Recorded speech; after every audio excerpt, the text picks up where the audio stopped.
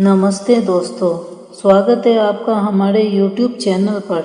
आज हम आपको संतोषी माता के व्रत की विधि, कथा एवं उद्यापन के बारे में बताने जा रही हूँ।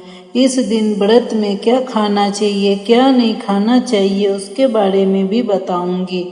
तो आइए शुरुआत करते हैं इसकी विधि के बारे में। सबसे पहले एक पाटा लेंगे, उसके ऊपर लाल कपड़ा बिछाएंगे। फिर एक जल से भरा हुआ कलश रखेंगे। एक कटोरी में गुड़ चना डालकर कलश के ऊपर रखेंगे। एक घी का दिया भी जलाएंगे। व्रत करने वाले और कथा कहने एवं सुनने वाला हाथ में गुड़ एवं चना रखेंगे।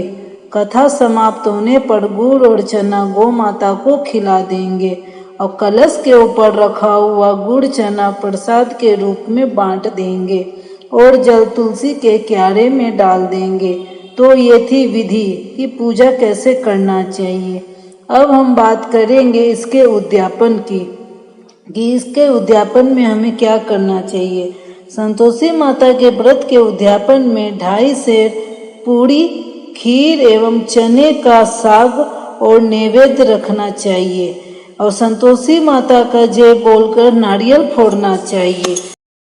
व्रत करने वाले दिन खटाई नहीं खानी चाहिए, ना ही परिवार के किसी भी सदस्य को खिलाना चाहिए। इस दिन खटाई को छूना भी नहीं चाहिए। 7 कुंवारे लड़के को भोजन कराएं, फिर उन्हें केला और दक्षिणा अपने सामर्थ्य के अनुसार देना चाहिए। तो चलिए अब शुरू करते हैं संतोषी माता के कथा की। एक बुढ़िया थी और उसके 7 पुत्र थे। 6 कमाने वाले थे, एक निकम्मा था।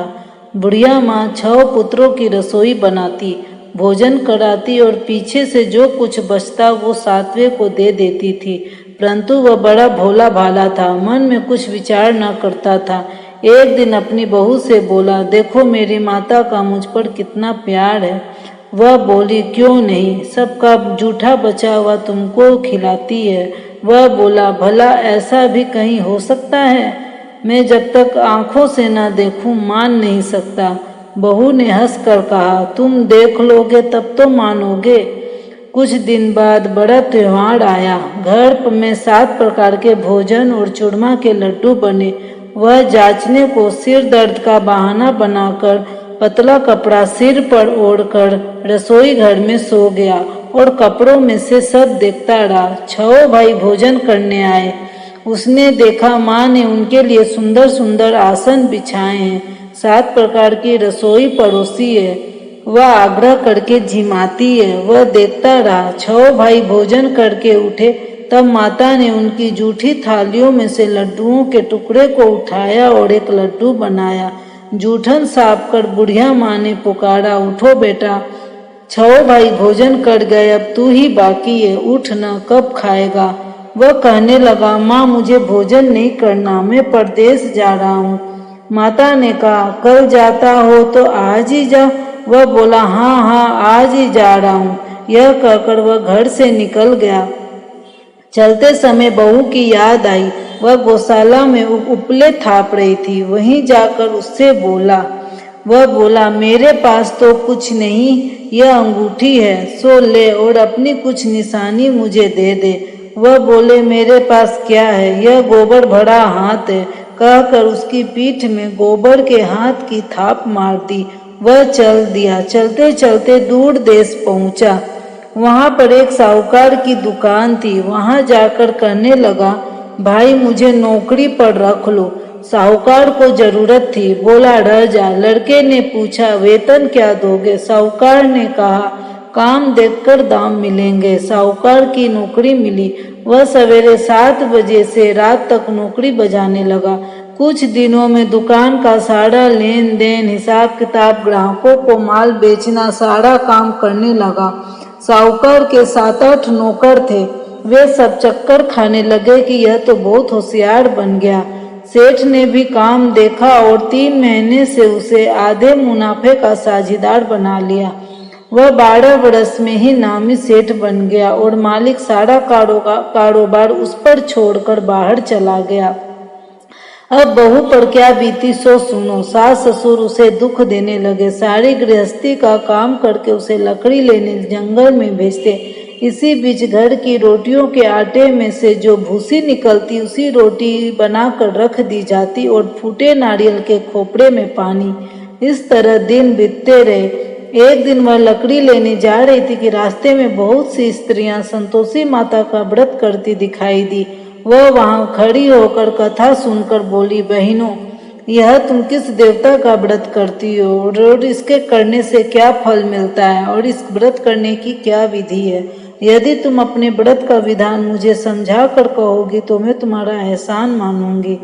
तब उनमें से एक स्त्री बोली, सुनो, यह संतोषी माता का व्रत है। इसके करने से निर्धनता दरिद्रता का नाश होता है, लक्ष्मी आती है, मन की चिंताएं दूर होती है, घर में सुख होने से मन को प्रसन्नता और शांति मिलती है, निपुत्र को पुत्र मिलता है, प्रीतम बाहर गया हो तो जल्दी आता है, कुंवारी कन्या को मनपसंद वर मिलता है, राजद्वारे में बहुत दिनों से मुकदमा चलता हो तो खत्म हो जाता है। इस तरह सब सुख शांति हो जाती है। घर में धन जमा हो, पैसा जायदाद का लाभ हो, रोग दूर हो जावे और जो कुछ मन में कामना हो वे सब संतोषी माता की कृपा से पूरी हो जाती है। इसमें कोई संदेह नहीं है। वह पूछने लगी, यह व्रत कैसे किया जाता है, यह भी बताओ तो बड़ी कृपा होगी। स्त्री करने लगी, 1.25 रुपये का गुड़ चना ले लेना, इच्छा हो तो 5.25 रुपये का ले लेना, या 11.25 रुपये का भी सहूलियत के अनुसार बिना परेशानी श्रद्धा और प्रेम से जितना बन सके ले लेना। 1.25 रुपये से 5.25 रुपये या इससे भी ज्यादा शक्ति और भक्ति के अनुसार ले। हर शुक्रवार को निराहार रहना, कथा कहना और सुनना, इसके बीच के क्रम टूटने नहीं देना, लगातार नियम का पालन करना, सुनने वाला कोई ना मिले तो घी का दीपक जलाकर उसके आगे जल के पात्र को रखकर कथा करना, परंतु नियम ना टूटे। जब तक कार्य सिद्ध न हो नियम का पालन करना और कार्य सिद्ध हो जाने पर व्रत का उद्यापन करना। 3 महीने में माता फल पूरा करती है। यदि किसी के खोटे ग्रह हो तो माता 1 वर्ष में अवश्य कार्य को सिद्ध करती है। कार्य सिद्ध होने पर ही उद्यापन करना चाहिए, बीच में नहीं। उद्यापन में 2.5 सेर आटे का पूरी और इसके परिणाम से खीर और चने का साग करना चाहिए। 8 लड़के को भोजन कराना चाहिए। जहाँ तक मिले देवर जेठ भाई बंधु कुटुंब के लड़के को लेना चाहिए। न मिले तो रिश्तेदार और पड़ोसियों के लड़के को बुलाना चाहिए, उन्हें भोजन कराना चाहिए। यथाशक्ति दक्षिणा देकर माता के नियम का पूरा पालन करना चाहिए। उस दिन घर में कोई खटाई न खावे। यह सुनकर बुढ़िया के लड़के की बहू चल दी। रास्ते में लकड़ी के बोझ को बीच में बेच दिया। उन पैसों से गुड़ चना ले माता के व्रत की तैयारी कर आगे चली। सामने में मंदिर देख पूछने लगी, यह मंदिर किसका है? सब कहने लगे, संतोषी माता का मंदिर है। यह सुन माता के मंदिर में जा माता के चरणों में लौटने लगी। दीन होकर विनती करने लगी, माँ, मैं निपट मूर्ख हूँ, व्रत के नियम को कुछ नहीं जानती हूँ, मैं बहुत दुखी हूँ। हे माता जगजननी, मेरा दुख दूर कर, मैं तेरी शरण में हूँ। माता को दया आई। एक शुक्रवार बीता कि दूसरे शुक्रवार को ही उसके पति का पत्र आया और तीसरे को उसका भेजा हुआ पैसा भी आ पहुँचा। यह देख जेठानी मुंह सिकोड़ने लगी, इतने दिनों में पैसा आया, इसमें क्या बड़ाई है? लड़के ताने देने लगे। काकी के पास अब पत्र आने लगे, रुपया आने लगा। अब तो काकी की खातिरी बढ़ेगी। अब तो काकी बुलाने से भी नहीं बोलेगी। बेचारी सरलता से कहती, भैया पत्र आवे रुपया आवे तो हम सबके लिए अच्छा है। ऐसा कहकर आंखों में आंसू भरकर संतोषी माता के मंदिर में आ मातेश्वरी के चरणों में गिरकर रोने लगी। माँ, मैंने तुमसे पैसा नहीं मांगा, मुझे पैसे से क्या काम, मुझे तो अपने सुहाग से काम है। मैं तो अपने स्वामी के दर्शन और सेवा मांगती हूँ। तब माता ने प्रसन्न होकर कहा, जा बेटी, तेरा स्वामी आएगा। यह सुन वह खुशी से बावली और घर में जाकर काम करने लगी। और अब संतोषी माँ विचार करने लगी, इस भोली पुत्री से तो मैंने कह दिया कि तेरा पति आवेगा, पर आवेगा कहाँ से? वह तो स्वप्न में भी इसे याद नहीं करता। उसे याद दिलाने के लिए मुझे जाना पड़ेगा। इस तरह माता बुढ़िया के बेटे के पास जा स्वप्न में प्रकट हो कहने लगी, साहूकार के बेटे, सोता है या जागता है? वह बोला, माता सोता भी नहीं हूँ, जागता भी नहीं हूँ, बीच में ही हूँ, कहो क्या आज्ञा है। माँ कहने लगी, तेरा घर बार कुछ है भी या नहीं? वह बोला, मेरा सब कुछ है माता, माँ बाप भाई बहन बहू, क्या कमी है? माँ बोली, भोले पुत्र, तेरी स्त्री घोर कष्ट उठा रही है, माँ बाप उसे दुख दे रहे हैं, वह तेरे लिए तरस रही है, तू उसकी सुधि ले। वह बोला, हाँ माता, यह तो मुझे मालूम है, परंतु मैं जाऊं तो जाऊं कैसे कैसे? परदेश की बात है, लेन देन का कोई हिसाब नहीं, कोई जाने का रास्ता नजर नहीं आता, कैसे चला जाऊं? माँ कहने लगी, मेरी बात मान, सवेरे नहा धोकर संतोषी माता का नाम ले, घी का दीपक जला, दंडवत कर दुकान पर जा बैठना, देखते देखते तेरा लेन देन सब चुक जाएगा, जमा माल बिक जाएगा, सांझ होते धन का ढेर लग जाएगा। जब सवेरे बहुत जल्दी उठ उसने लोगों से अपने सपने की बात कही तो वो सब बोले, उसकी बात अनसुनी कर दिल लगी उड़ाने लगे, कहीं सपने भी सच होते हैं। एक बूढ़ा बोला, देख भाई मेरी बात मान, इस प्रकार सांच झूठ करने के बदले देवता ने जैसा कहा है वैसा ही कर, तेरा क्या जाता है? वह बूढ़े की बात मान,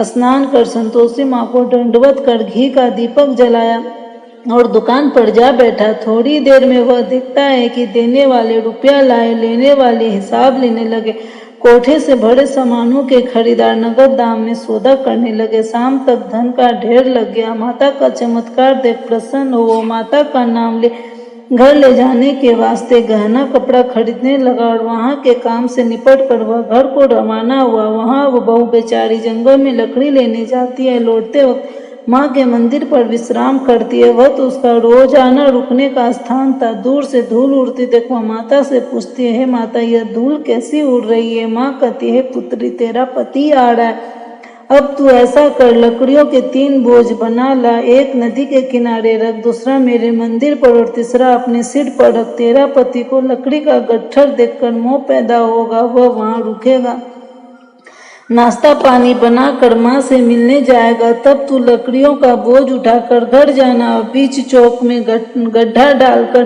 3 आवाजें जोर से लगाना, लो सासू जी लकड़ियों का गट्ठा लो, भूसे की रोटी दो और नारियल के खोपड़े में पानी दो, आज कौन मेहमान आया है? माँ की बात सुन बहू, बहुत अच्छा माता कहकर प्रसन्न हो लकड़ियों के 3 गट्ठे ले आई, एक नदी के तट पर, एक माता के मंदिर पर रखा। इतने में ही एक मुसाफिर आ पहुंचा। सूखी लकड़ी देख उसकी इच्छा हुई अब यहीं विश्राम करे और भोजन बनाकर गांव जाए। इस प्रकार भोजन बनाकर विश्राम कर वह गांव को गया, सबसे प्रेम से मिला। उसी समय बहू सिर पर लकड़ी का गट्ठा लिए आती है, लकड़ी का भारी बोझ आंगन में डाल जोर से 3 आवाज देती है, लो सासू जी लकड़ी का गट्ठा लो, भूसे की रोटी दो, नारियल के खोपड़े में पानी दो, आज कौन मेहमान आया है? यह सुनकर सास बाहर आई, अपने दिए हुए कष्टों को भुलाते हुए कहती है, बहू ऐसा क्यों कहती है? तेरा मालिक ही तो आया है, आ बैठ, मीठा भात का भोजन कर गहने कपड़े पहन। इतने में आवाज सुन उसका स्वामी बाहर आता है। वह अंगूठी देख व्याकुल हो माँ से पूछता है, माँ यह कौन है? माँ कहती है, बेटा यह तेरी बहू है, आज 12 बरस हो गए, तू जब से गया तब से सारे गांव में जानवर की तरह भटकती फिरती है, काम काज घर का कुछ करती नहीं, 4 समय आकर खा जाती है, तब तुझे देखकर भूसे की रोटी और नारियल के खोपड़े में पानी मांगती है। वह लज्जित हो बोला, ठीक है माँ, मैंने इसे भी देखा है और तुम्हें भी देखा है, अब मुझे दूसरे घर की ताली दे दो तो मैं उसमें रहूं। तब माँ बोली, ठीक है बेटा, जैसी तेरी मर्जी, कहकर ताले का गुच्छा पटक दिया। उसने ताले दूसरे कमरे में जो तीसरी मंजिल के ऊपर था खोलकर सारा सामान जमाया। एक दिन में ही वह राजा के महल जैसा ठाट बाट बन गया। अब क्या था, वे दोनों सुखपूर्वक रहने लगे। इतने में अगला शुक्रवार आया। बहू ने अपने पति से कहा, मुझे माता का उद्यापन करना है। पति बोला, बहुत अच्छा, खुशी से करो। वह तुरंत उद्यापन की तैयारी करने लगी। जेठ के लड़के को भोजन के लिए कहने गई, उसने मंजूर किया, परंतु पीछे जेठानी अपने बच्चे को सिखलाती है, देखो रे, भोजन के समय सब लोग खटाई मांगना, जिससे उसका उद्यापन पूरा न हो। लड़के जिमने गए, खीर पेट भर कर खाई, परंतु याद आते ही कहने लगे, हमें कुछ खटाई दे दो, खीर खाना हमें भाता नहीं, देखकर अरुचि होती है। बहू कहने लगी, खटाई किसी को नहीं दी जाएगी, यह तो संतोषी माता का प्रसाद है, लड़के तुरंत उठ खड़े हुए, बोले पैसा लाओ। भोली बहू कुछ नहीं जानती थी, सो उन्हें पैसे दे दिए। लड़के उसी समय जा करके इमली लाकर खाने लगे। यह देखकर बहू पर माता जी ने कोप किया। राजा के दूत उसके पति को पकड़ कर ले गए। जेठ जेठानी मनमाने खोटे वचन करने लगे। लूट लूट कर धन इकट्ठा कर लाया था, सो राजा के दूत पकड़ कर ले गए। अब सब मालूम पड़ जाएगा जब जेल की हवा खाएगा। बहू से यह वचन सहन नहीं हुए। रोती रोती माता के मंदिर गई। हे माता, तुमने यह क्या किया? हंसा कर अब क्यों रुलाती है? माता बोली, पुत्री, तूने उद्यापन करके मेरा व्रत भंग किया, इतनी जल्दी सब बात भूल गई? वह कहने लगी, माता भूली तो नहीं, ना कुछ अपराध किया, मुझे तो लड़कों ने भूल में डाल दिया, मैंने भूल से उन्हें पैसे दे दिए, मुझे क्षमा कर दो माँ। माँ बोली, ऐसी भी कहीं भूल होती है? वह बोली, माँ मुझे माफ कर दो, मैं फिर तुम्हारा उद्यापन करूंगी। माँ बोली, अब भूल मत करना। वह बोली, माँ अब भूल नहीं होगी, अब बतलाओ वह कैसे आएंगे? माँ बोली, जा पुत्री, तेरा पति तुझे रास्ते में ही आता मिलेगा। वह घर को चली, राह में पति आता मिला। उसने पूछा, तुम कहाँ गए थे? वह कहने लगा, इतना धन कमाया है, उसका कर राजा ने मांगा था, वह भरने गया। वह प्रसन्न हो बोली, भला हुआ, अब घर चलो। कुछ दिन बाद फिर शुक्रवार आया। वह बोले, मुझे माता का उद्यापन करना है। पति ने कहा, करो। फिर वह जेठ के लड़कों से भोजन करने गई। जेठानी ने तो एक दो बातें सुनाई और लड़के को सिखा दिया कि तुम पहले ही खटाई मांगना। लड़के कहने लगे, हमें खीर नहीं भाता, जी बिगड़ता है, कुछ खटाई खाने को दे देना। वह बोला, खटाई खाने को नहीं मिलेगी, आना हो तो आओ। वह ब्राह्मण के लड़के को ला भोजन कराने लगी। यथाशक्ति दक्षिणा की जगह एक एक फल उन्हें दिया। इससे संतोषी माता प्रसन्न हुई। माता की कृपा होते हुए 9वें मास उसको चंद्रमा के समान एक सुंदर पुत्र प्राप्त हुआ। पुत्र लेकर प्रतिदिन माता जी के मंदिर में जाने लगी। माँ ने सोचा कि यह रोज आती है, आज क्यों नहीं मैं इसके घर चलूँ, इसका आसरा देखूँ तो सही। यह देख विचार कर माता ने भयानक रूप बनाया और गुड़ और चने से सना मुख, ऊपर सूंड के समान होठ, उसके ऊपर मक्खियां भिनभिना रही थी। दहलीज में पांव रखते ही उसकी सास चिल्लाई, देखो रे, कोई चुड़ैल डाकिन चली आ रही है, लड़के इसे भगाओ नहीं तो किसी को खा जाएगी। लड़के डरने लगे और चिल्लाकर खिड़की बंद करने लगे। बहू रोशनदान में से देख रही थी, प्रसन्नता से पगली होकर चिल्लाने लगी, आज मेरी माता जी मेरे घर आई है। यह कहकर बच्चे को दूध पिलाने से हटाती है। इतने में सास का क्रोध फूट पड़ा। बोली, रांड, इसे देखकर कैसे उतावली हुई है, जो बच्चे को पटक दिया। इतने में माँ के प्रताप से ही जहाँ देखो वहीं लड़के ही लड़के नजर आने लगे। वह बोली, माँ जी, मैं जिनका व्रत करती हूँ यह वही संतोषी माता है। इतना कर झट से सारे घर के किवाड़ खोल देती है। सबने माता के चरण पकड़ लिए और विनती कर कहने लगे, हे माता, हम मूर्ख हैं, हम अज्ञानी हैं, पापी है, तुम्हारे व्रत की विधि हम नहीं जानते। तुम्हारा व्रत भंग कर हमने बहुत बड़ा अपराध किया है। माता, आप हमारा अपराध क्षमा करो। इस प्रकार माता प्रसन्न हुई। माता ने बहू को जैसा फल दिया वैसा सबको दे, जो पढ़े उसका मनोरथ पूर्ण हो। बोलो संतोषी माता की जय।